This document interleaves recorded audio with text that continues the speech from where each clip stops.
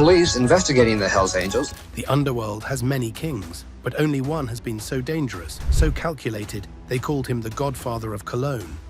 His name? Nekati Arabaci. From the shadowed back streets of Cologne to the iron grip of the Hells Angels, Nekati crushed anyone who stood in his way. How did a son of Turkish immigrants become one of Europe's most feared biker bosses? How did he manage to escape every time? Here's the story of Hells Angels' most brutal president. Nekati's path begins in Germany. Every kingpin starts somewhere. For Nekati, the journey to power began not in a biker gang, but in the dark corners of Cologne's nightclub scene. Before he was the godfather of Cologne, he was just another bouncer. Even before that, though, he was a child who was born under dire circumstances. You see, growing up in Cologne's tough streets, Nekati was no stranger to struggle. Born to Turkish immigrants in the unforgiving streets of 1970s, Cologne, Germany, Nekati grew up in a world where survival meant sacrifice. His parents, Fatma and Mehmet, left Turkey for West Germany, chasing a better life. Instead, they faced a relentless struggle just to survive. A cramped apartment, long hours at the factory for Mehmet, and endless menial jobs for Fatma, a woman who had better job opportunities back home. Their dreams faded, swallowed by the harsh reality of being immigrants in a country that saw them as outsiders. Nekati saw everything, though: the exhaustion on his father's face, the quiet disappointment in his mother's eyes, the way people looked down on them, and deep inside something hardened. At school, Nekati was bullied all the time. The other kids never let him forget where he came from, but instead of breaking him, the rejection fueled him. He refused to be small, refused to accept the life the world had assigned him. At a very young age, Nekati began noticing something. In Cologne's streets, respect wasn't given, it was earned, taken. Nekati watched from the sidelines, drawn to the power of the local gangs. They moved with confidence, controlled their surroundings, and demanded authority. Ultimately, it didn't take long for Nekati to step in. At 14, Nekati stood at a crossroads. A gang fight had broken out between older boys, the kind that usually ended with bruises and broken pride. Most kids would have backed away, knowing better than to get involved. But Nekati didn't back away. He stepped in, fists clenched, eyes burning, ready to make his mark. At first, the gang members dismissed him, but something about his presence, his fearlessness, made them look again, this time with respect. That day, Nekati didn't just watch. He dove headfirst into a dangerous new world. He learned the language of power, the unspoken rules of intimidation, the fine line between respect and fear. Now, whenever his new gang needed muscle, they called Nekati. When their thieving schemes demanded force, or when their contraband sales needed security, he was the first name on their lips. For them, Nekati was a weapon. But street-level power wasn't enough. Nekati's hunger for control was insatiable, and soon his name echoed far beyond petty crimes. His Turkish immigrant parents came seeking a better life. But Nekati, he found his own way, in the shadows. Nekati enters the world of crime. In the 1990s, Cologne's nightclubs and red light districts were a powder keg of violence. Bouncers were more than just security, they were gatekeepers of the underworld. Now Nekati realized the power these bouncers had was useful. If he could control them, he could control the flow of money, muscle, and fear. This was his way in, his first step toward ruling the underworld. Once he did, Nekati's rise was fast, calculated, and brutal. Managing bouncers across multiple clubs, he eliminated competition and made sure that every business answered to him. Soon he had control over the city's red light district, a goldmine of brothels, narcotics, and underground deals. With the infamous Babylon brothel in Elsdorf under his command, and operations stretching as far as Lucerne, Mallorca, and Alberg, Nekati raked in millions while keeping his hands clean through frontmen. He had money, power, and absolute control, but Nekati didn't just see nightclubs as businesses. He saw them as power centers, places where influence was brokered and alliances were forged. Control over the nightclubs. Bit by bit, Nekati started controlling everything within nightclubs, from the bouncers at the door to the VIP clients ordering the most expensive bottles. Those who walked into his establishments were now stepping into his world, and in his world there were no exits. Soon, Nakati's ability to blend business with intimidation made him an unstoppable force. Even law enforcement found it difficult to pin anything directly on him. The violence that plagued the clubs, fights, disappearances, even occasional assassinations, was rarely linked back to Nakati himself. He operated through layers of loyal enforcers, men who owed him their livelihoods and, in many cases, their lives. At first, club owners saw him as just another gangster trying to muscle in on their profits. But Nakati wasn't just another thug. He was calculating, relentless, and always 3 steps ahead. One day, a rival gang might start showing up at their doors, making threats. The next, their best bouncers would mysteriously quit. A few nights later, a fire, a fight, a sudden police raid, problems only Nakati could make disappear. As his protection racket spread across Cologne's nightclubs, so did his influence. The cash rolled in, fueling his growing empire, but money wasn't enough. He wanted control. He personally oversaw the biggest deals, making sure nothing went wrong. Whether it was contraband shipments, illegal gambling, or money laundering, nothing moved without his command. Of course, power like that doesn't go unnoticed. Rivals wanted their cut. Other crime syndicates saw his rise as a threat.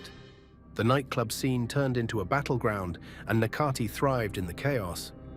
When threats didn't work, firearms did. One night, his enforcers ambushed a rival gang's leaders, an attack so brutal it rattled the very foundations of the underworld. Lives were lost, territories shifted, and everyone got the message. Nakati was going to be the only voice around.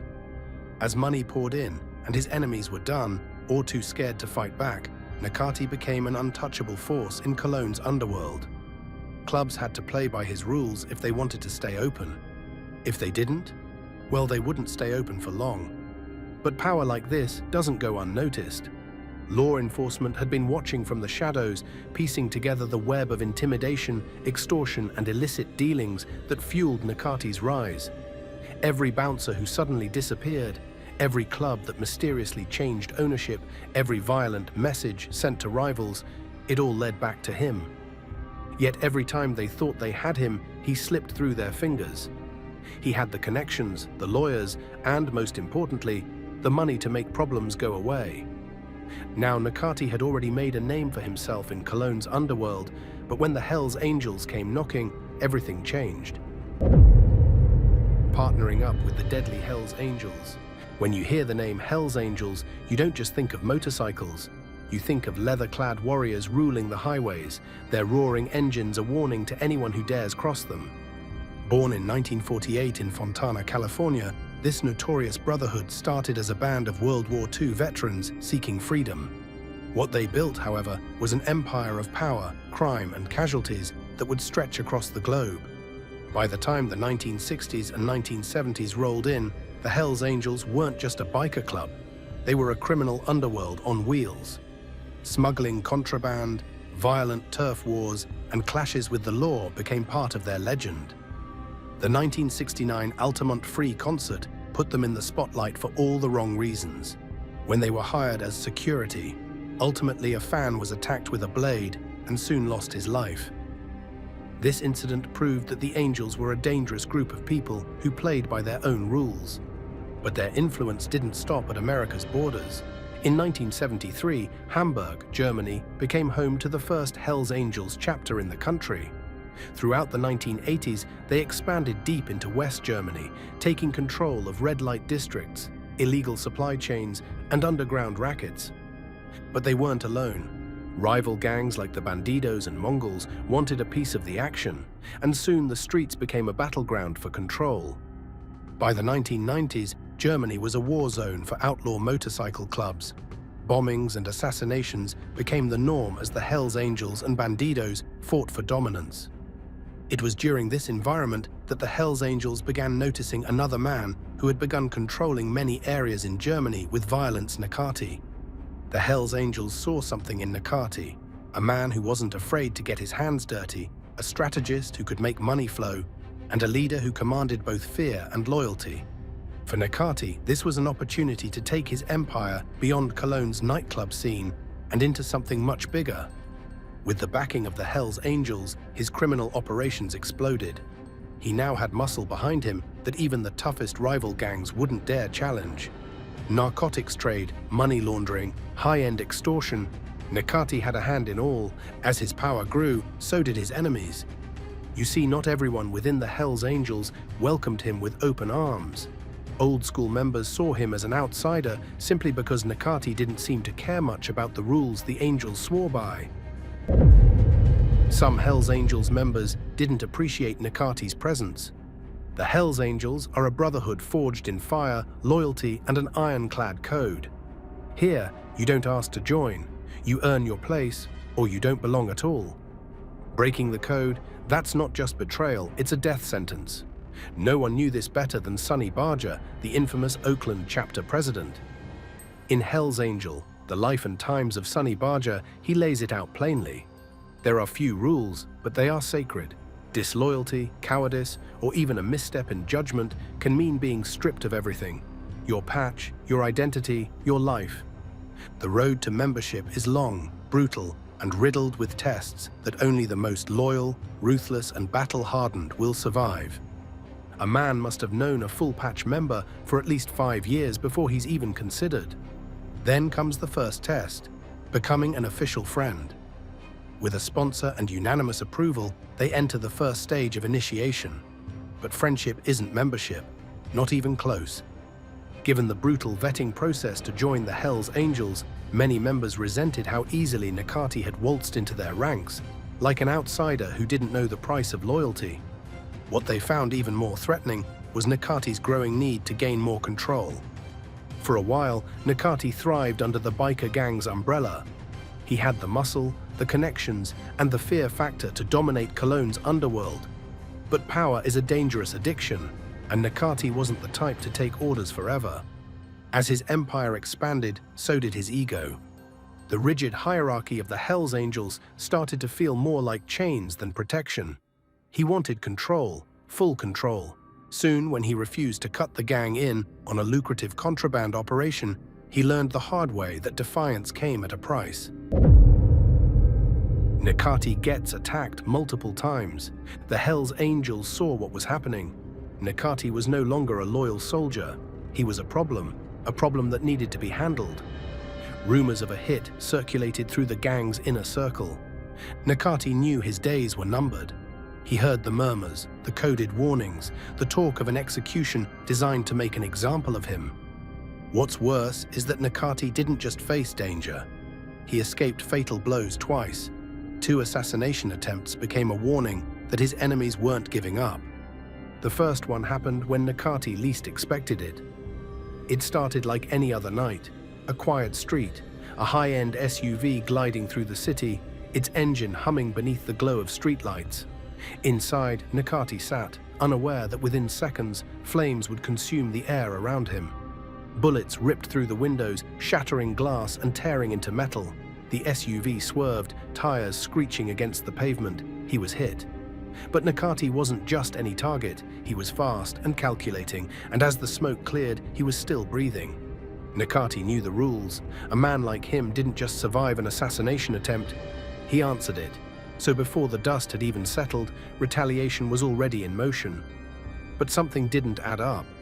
The attack had been too precise, too perfectly timed. Someone had tipped off the shooters, someone close.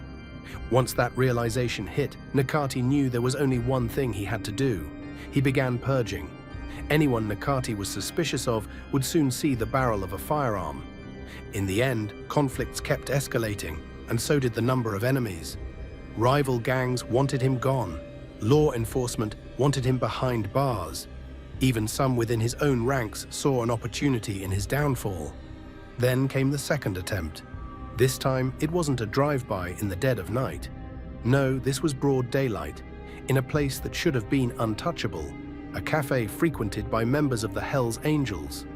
Nakati was mid-conversation when the doors burst open.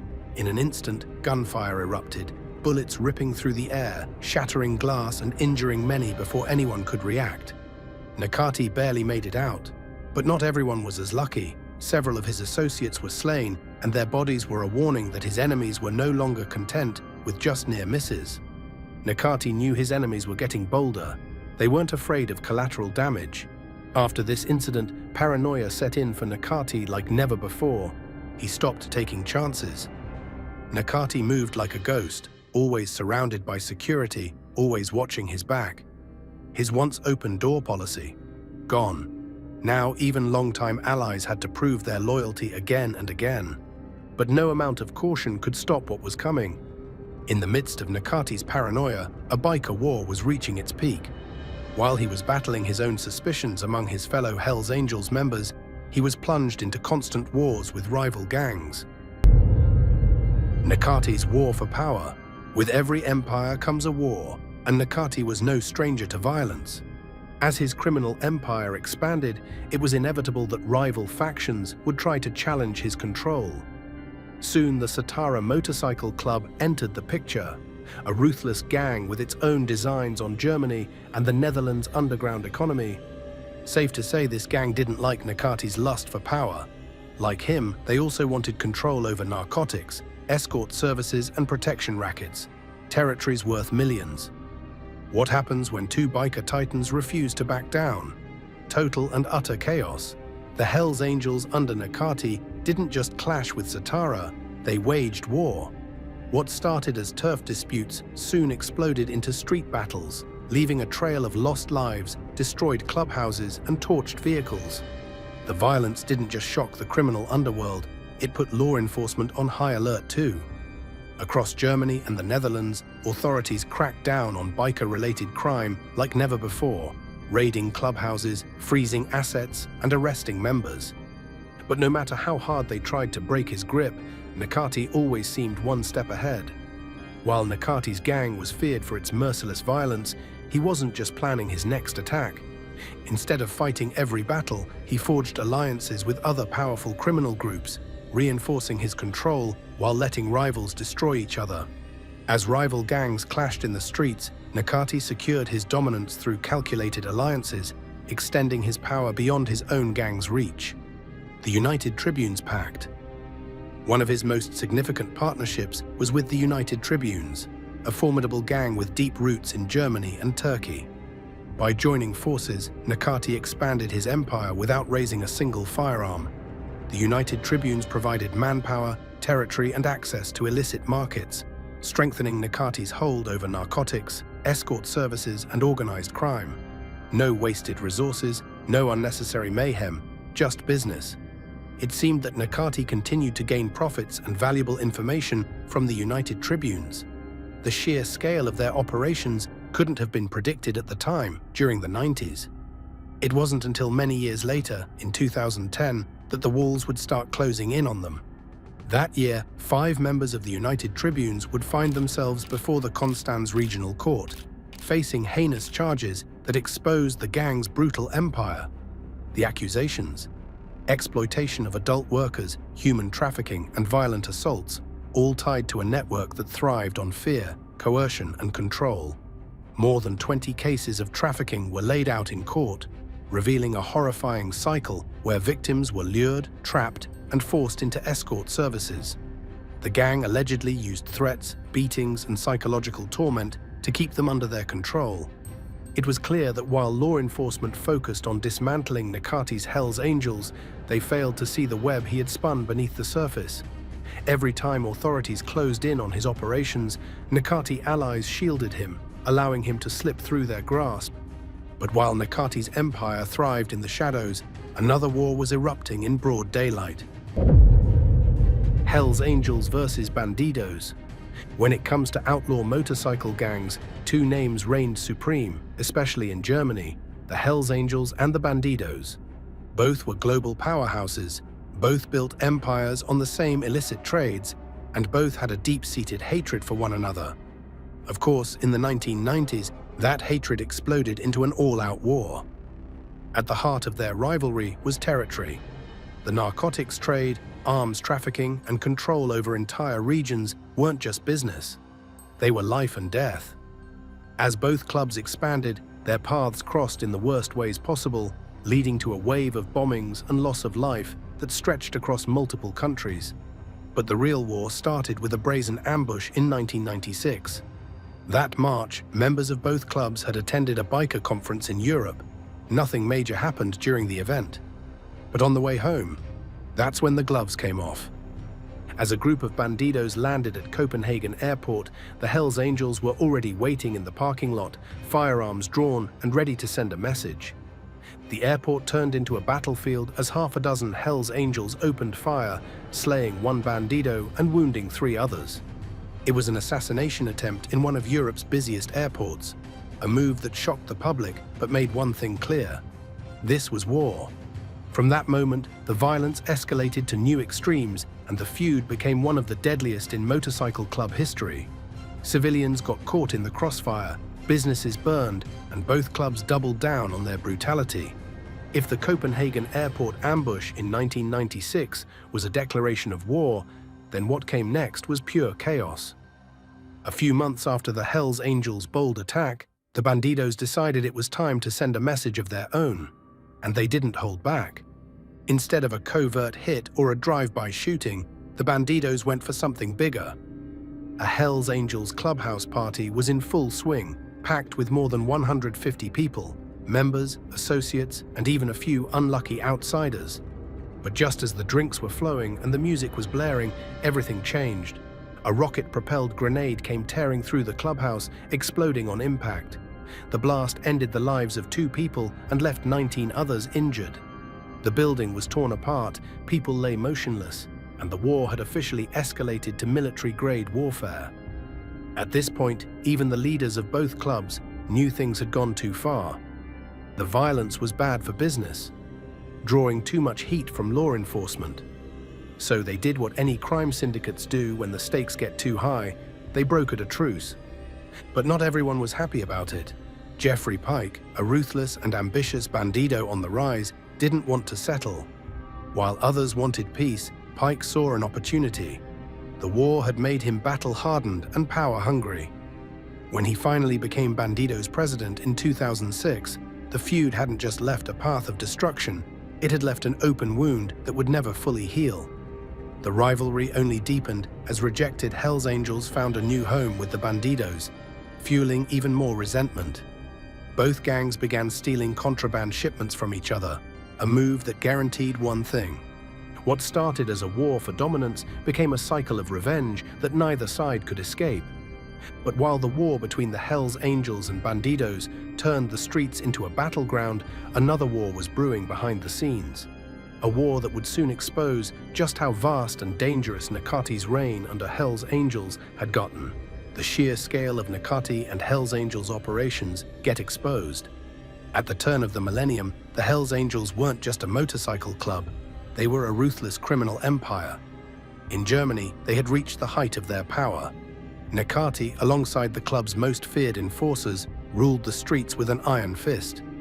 In Hamburg's red light district, the Angels, alongside Frank Hannebuth's Bones MC, took over the Kiez, forcing their way into the lucrative business of adult workers. Their grip on the infamous Reeperbahn Strip was absolute. The Laufhaus and the Pascha became strongholds of intimidation, where money flowed and brutality reigned. Women who resisted faced harsh consequences, pressured into obedience through fear and intimidation. Some were trapped in a life they never chose, exploited as another means for the gang to profit. At its peak in the early 2000s, the Hells Angels brothel empire was raking in around $156,000 per month. A staggering sum built on violence, human exploitation, and fear. But the money wasn't enough. Substances, weapons, and intimidation were just as much a part of their arsenal, making them one of the most feared criminal organizations in Germany. Then came the breaking point. In 2000, the gang's iron grip was nearly exposed when one of their enforcers, Norbert Butcher S., savagely wounded a woman, a waitress, escort, and contraband courier, so severely that she tried to set herself on fire rather than face more abuse. That was the world Nakati thrived in.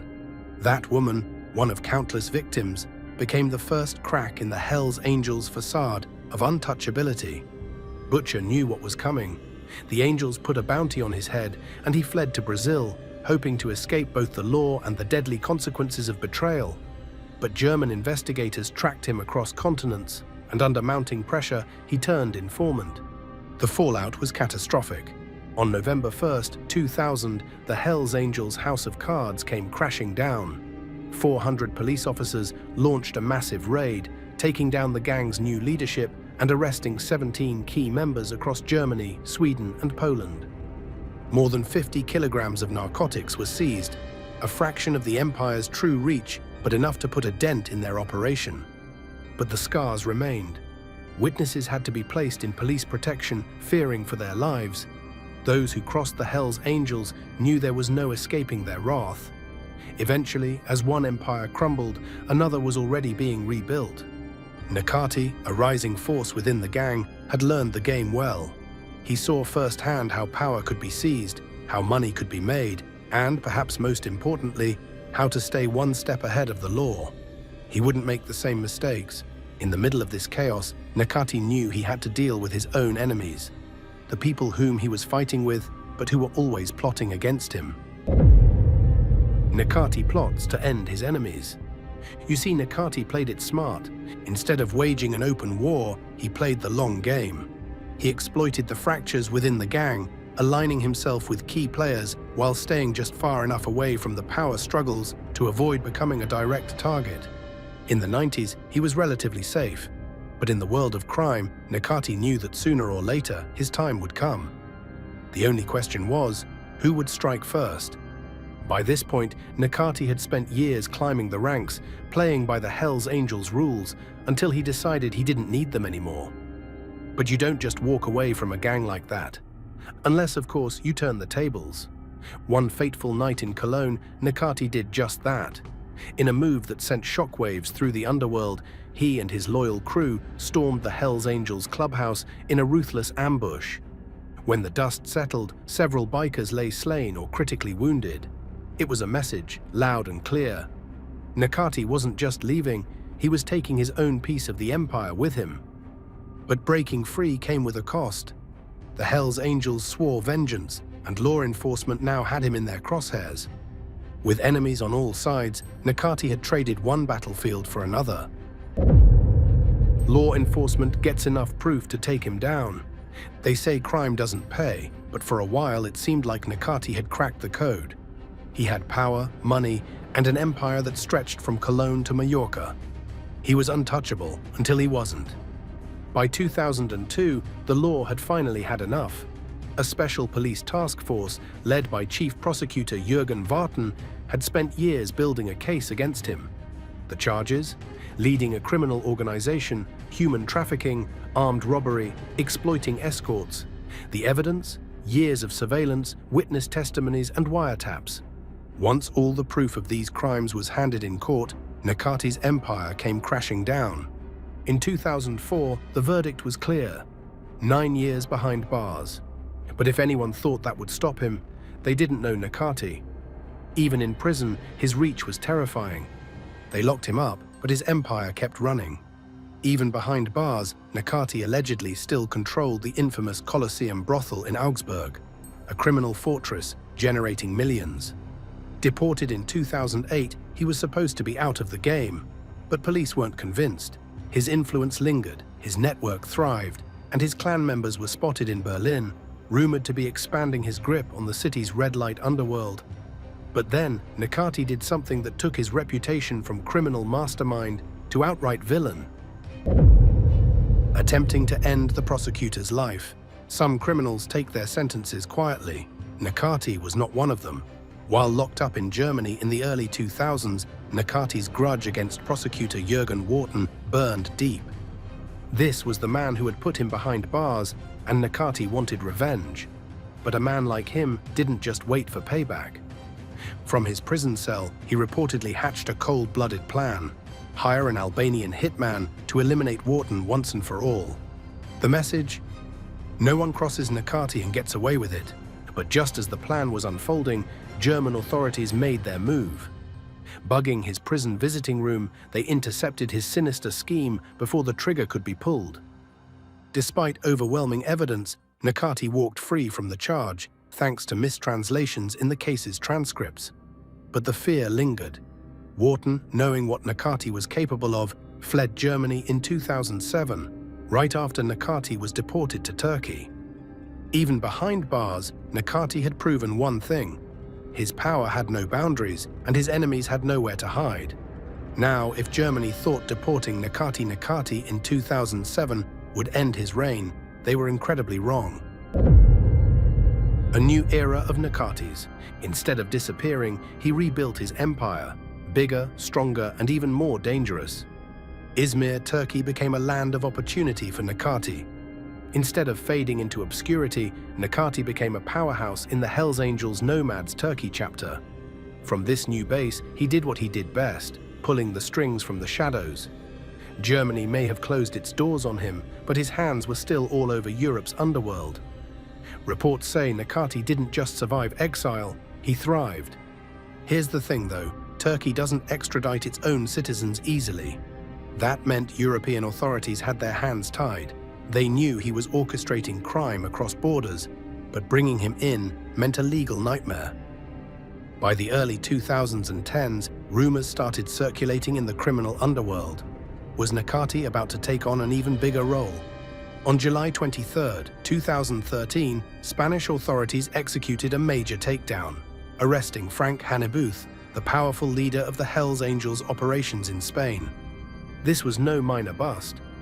Hannebuth, the president of the Mallorca chapter from 2009 to 2013, faced serious allegations of running a criminal empire built on illegal adult activity, narcotics trafficking, and money laundering. Authorities claimed he coerced women into working in Hells Angels-controlled brothels, all while using the gang's network to funnel illicit money across Europe. His downfall no doubt left a vacuum in the Hells Angels' leadership, but this power shift also ended up opening the door for Nakati. With Hannebuth behind bars, Nakati, already a dominant figure in Germany's criminal underworld, was now seen as a likely successor to lead the European Hells Angels. His influence stretched beyond Germany and into Turkey, where he had established a stronghold free from the reach of European law enforcement. Hannebuth's arrest was supposed to cripple the Hells Angels' operations in Spain. Instead, it paved the way for Nakati to tighten his grip on the gang's affairs. Safe to say, Nakati became a man on a mission. When he took command of the newly formed Hells Angels MC Nomads Turkey, he brought more than just a name. Under his rule, the Nomads Turkey chapter became a war machine, coordinating contraband shipments with military precision, securing key smuggling routes, and forging powerful ties with Europe's deadliest criminal syndicates. The civil war within the Hells Angels. For an organization built on brotherhood and brutality, the Hells Angels were never immune to internal betrayals. By 2013, the once unified gang had fractured into two warring factions. The Old Guard, traditionalists who upheld the club's original outlaw biker ethos, and the Young Wolves, a rising faction led by Turkish members seeking to expand their influence. This power struggle erupted into open violence. In 2013, a dramatic shooting in Kiel made headlines after 60 armed men stormed a club and gunned down its owner, a hit allegedly ordered by Nakati himself. The attack marked a turning point, as longtime members refused to accept a Turkish-led chapter operating on German soil. Tensions boiled over in 2014 when Walter, a high-ranking Old Guard leader, fatally wounded a rival with a firearm outside Frankfurt's infamous Katana Club. The court ruled it as self-defense, allowing Walter to walk free, but peace was never an option. After a brief truce, the clashes resumed. Another ambush in central Frankfurt left 2 Turkish chapter members wounded, signaling that the war was far from over. Der Spiegel linked the attack to a notorious Frankfurt member. Yet even as these gang wars unfolded on German soil, Nakati remained untouchable in Turkey. From his stronghold, he continued to call the shots, orchestrating violent power moves like a general directing a battlefield from afar. Now, as these events unfolded, Nakati's ambitions extended far beyond attacks on rival gangs or settling internal mutinies. The real horror lay in his grip on human trafficking, taking his trafficking operations further in Turkey. For years, Turkey's strategic location, bridging Europe, the Middle East, and Asia, has made it a prime corridor for human traffickers. When it came to Nakati, He mastered the trade like a dark art. His roots in exploiting escort services ran deep, stretching back to Germany, where he was convicted for running vast illegal adult operations. When he returned to Turkey, he brought something far more dangerous than experience. He brought efficiency. Under his command, the Hells Angels Nomads Turkey chapter trafficked people like never before. Vulnerable women promised safety or a future, found themselves ensnared in a nightmare they would never escape. Nakati's empire thrived on misery, control, and unrelenting brutality, turning human lives into a commodity traded in backrooms and border crossings. As Nakati's empire grew in Turkey, though, his reign of terror extended far beyond smuggling routes. Under his leadership, the Nomads Turkey chapter has built an empire fueled by violence and extortion. From Istanbul to Izmir, Ankara to Antalya, their influence seeps into the very foundation of Turkey's economy. Bars, nightclubs, construction firms, neighborhood shops, all of them lived under the shadow of the Hells Angels tax, a brutal protection racket that left business owners with two choices: pay up or suffer the consequences. Those who refuse face firebombed storefronts, shattered kneecaps, or worse, being made an example of in the most gruesome ways imaginable. At the same time, Nakati understood the power of alliances, and he built them with precision. Balkan cartels, Italian mafia, Eastern European traffickers, they were extensions of his reach. The Hells Angels in Turkey became a crucial link in a cross-continental network, moving contraband, weapons, and human lives with chilling efficiency. Violence and extortion across borders. Rumors swirled that he was positioning himself as the new mastermind behind the Hells Angels' European operations, running the show from the safety of Turkey. Investigators in Spain, Germany, and beyond were convinced that despite being physically distant, Nakati's reach extended deep into the red light districts of Cologne and other major cities. Legal barriers meant little to a man like Nakati. Using expertly crafted forged documents, he continued to slip in and out of Germany undetected, his presence more of a ghost story than a confirmed sighting. Cologne's entertainment districts remained under his grip, his influence stretching deep into the bouncer scene, ensuring that no club, no bar, no underground den operated without his blessing. At the same time, his notorious Nakati clan maintained its dominance over the brothel industry across the Rhine-Ruhr region, controlling high-end establishments like the infamous Colosseum brothel in Alberg. Even the cold steel of prison bars couldn't sever his control. From behind walls, he still pulled the strings, orchestrating his operations with the confidence of a man who knew he could not be stopped. As his empire grew, so did his ambitions. Monaco, a glittering paradise built for kings, tycoons, and those who lived by their own rules, became his sanctuary. With its unwavering commitment to privacy and the protection of the ultra-wealthy, it offered the perfect fortress for a man of his stature. Here, Nakati moved freely, a shadow cloaked in luxury, mingling effortlessly with aristocrats, magnates, and socialites. German authorities could only watch from a distance, powerless, frustrated, and well aware that in the shimmering playground of Monaco, their reach ended at the border. His network of loyal enforcers ensured that his business interests ran smoothly, untouched by his exile. He was still in control, still making millions, and still proving that even when the law tried to stop him, he was always one step ahead. As his influence spread across Europe, so did the battles. Hells Angels weren't the only game in town. Rival gangs, especially the Satudara MC, were eager to carve out their own piece of the empire. Assassination attempt in Turkey. Deportation wasn't the end of Arashi's reign, but now had become more than just a criminal. He was a moving target on an international scale. Rival gangs and old adversaries didn't see his exile from Europe as a victory. They saw it as a moment of weakness, a rare crack in the armor of a man who had spent years untouchable. But even in Turkey, the ghosts of his past refused to let him go. Assassination plots followed him like shadows, none more audacious than the car bomb designed to turn a high-profile charity event into his final curtain call. The explosion was meant to send a message, a violent exclamation mark at the end of his empire. Yet fate, or perhaps sheer instinct, intervened. A last-minute schedule change kept him away. It was clear to Nakati that his exile did nothing to dull his enemy's thirst for power. But Nakati was a strategist, not a brute. While some bikers lived by the motto, "War solves everything," he knew that alliances could be just as powerful as bullets. Word on the street was that he brokered deals with the United Tribunes, another gang with muscle, to bolster his forces against the Satudara. This delicate balancing act, crushing rivals while keeping allies close, kept him at the top.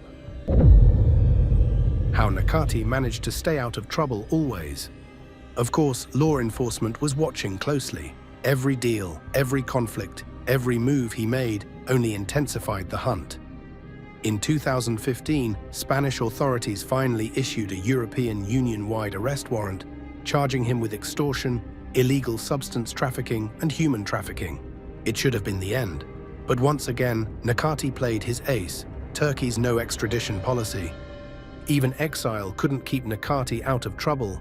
His past was too deep, his connections too vast. However, no matter where he was, the law kept coming for him. In June 2018, Turkish authorities finally made their move, arresting him in what seemed like a long overdue takedown. Just a few months later, though, Nakati was back on the streets, released due to insufficient evidence. If law enforcement thought they could keep him locked up, they were mistaken. Then came the year 2020. For years, Nakati had built his empire on violence, extortion, and narcotics trafficking, operating beyond the reach of international law enforcement. But in 2020, as Turkey waged its most aggressive war on organized crime in decades, it seemed like the net finally closed in. Since January of that year, Turkish law enforcement had been relentless, launching 253 operations, dismantling 176 gangs, and arresting over 1,100 members. The scale of the crackdown was staggering, a full-blown investigation of the underworld, targeting everyone from local enforcers to international lords involved with narcotics. Police weren't just making arrests, they were seizing millions in illicit assets, crippling the financial networks that had fueled these criminal enterprises for years. But the real shock came in June when authorities carried out the largest counter-narcotics operation in Turkish history. This was no ordinary bust, it was a full-scale war on the country's most powerful narcotics cartels. Police arrested 67 members of a major gang, including 2 high-profile cartel leaders with deep international ties. Arrest warrants were issued for more, and investigators followed a trail that stretched from Turkey's borders to the very heart of Europe's narcotics trade. Nakati had watched from the shadows, confident that his wealth, influence, and Turkey's non-extradition policies would keep him safe. He had been here before, arrested, released, and back in business within months.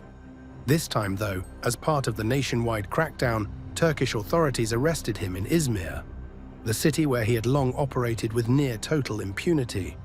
It seemed as though he would be spending considerable time behind bars, but once again, Nakati was released. Nakati was too careful, too well-connected, and above all, too valuable to those who operated in the shadows. Now, in his early 50s, he no longer plays the role of the street enforcer, but make no mistake, his power hasn't faded. What has become of Nakati's influence? From the outside, Nakati may appear to have stepped back, letting younger, hungrier bikers handle the dirty work. But behind closed doors, his influence still lingers. Rumors suggest that Nakati remains a key figure in the biker underworld, pulling strings from a distance, using his decades of experience to shape the game rather than play it himself. If history has proven anything, it's that Nakati isn't the type to disappear. Today, Nakati lives in Turkey, far from the neon glow of the red light districts that made him rich. But something has changed in the way he presents himself now. You see, in the digital age, power isn't just measured in money or muscle, it's measured in followers. And Nakati knew exactly how to play the game. During this period, he discovered the power of social media, particularly the rapidly growing platform TikTok.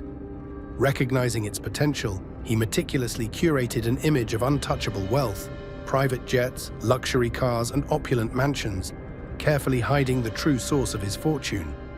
For Nakati, TikTok wasn't just about flaunting riches, it was a carefully crafted illusion. The streets had shaped him, but social media allowed him to rewrite his story.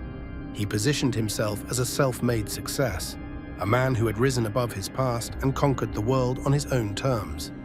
Yet beneath the glamorous edits and luxury-filled feeds, the reality was far darker. Beneath the polished image of a self-made mogul, Nakati's criminal empire thrived in the shadows. It is rumored that his mastery of deception allowed him to weaponize social media, turning TikTok into a carefully crafted smokescreen that distracted from the dark underpinnings of his wealth. On top of that, Nakati's relationships with women also paint a picture of stark contradictions.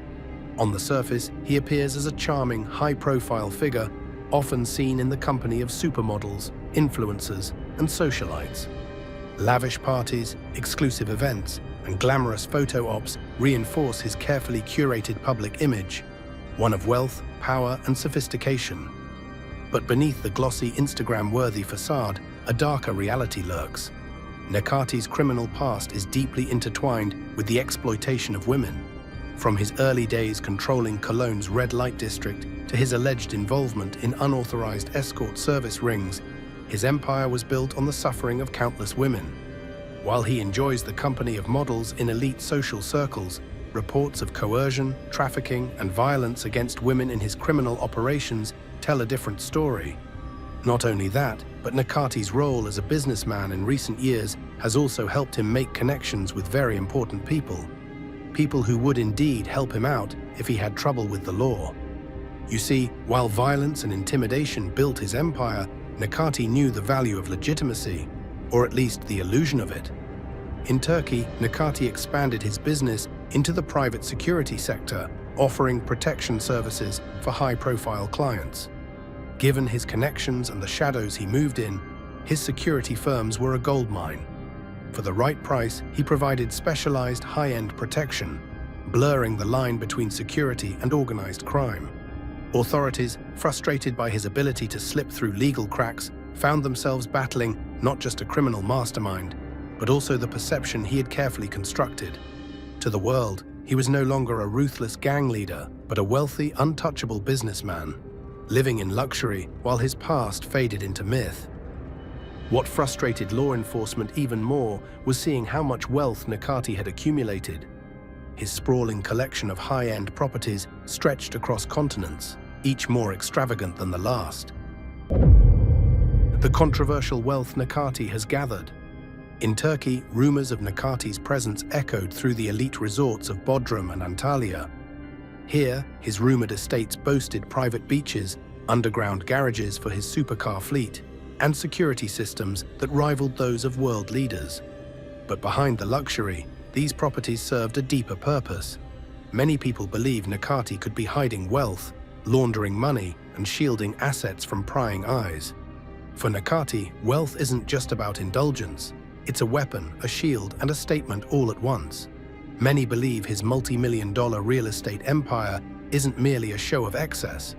It's a carefully constructed network of safe havens spread across multiple jurisdictions, allowing him to operate in secrecy and evade law enforcement. Ultimately, estimating Nakati's net worth in 2025 is no easy task. His empire thrives in the shadows, his wealth buried beneath layers of front businesses, offshore accounts, and silent partnerships. Yet despite the secrecy, one thing is certain: his fortune has only grown. Experts place his net worth somewhere between $50 million and $100 million. But the true figure could be far higher. Contraband smuggling, human exploitation, extortion, and high-stakes money laundering continue to line his pockets, fueling an empire that refuses to crumble. Nakati has mastered the art of survival, adapting, expanding, and investing in ways that make his wealth nearly impossible to trace. Many argue that Nakati's attempt to reinvent himself online is nothing more than smoke and mirrors, a calculated move straight from the Hells Angels playbook. The club has a long history of members distancing themselves from their criminal past, only to continue pulling the strings from behind the scenes. Seeing similarities between Nakati and previous Hells Angels. One of the most well-known figures to walk this tightrope is George Christie, former president of the Ventura chapter from 1978 to 2011. Christie, once deeply entrenched in the Hells Angels' underworld dealings, pivoted towards diplomacy, negotiating with law enforcement and rival gangs. Over time, he walked away from the club entirely, rebranding himself as an author, consultant, and public speaker. Nekati, however, remains a different beast. There's no grand exit, no redemption arc, no public renunciation of crime. His name is still whispered in criminal circles, and his influence is still felt in the underworld.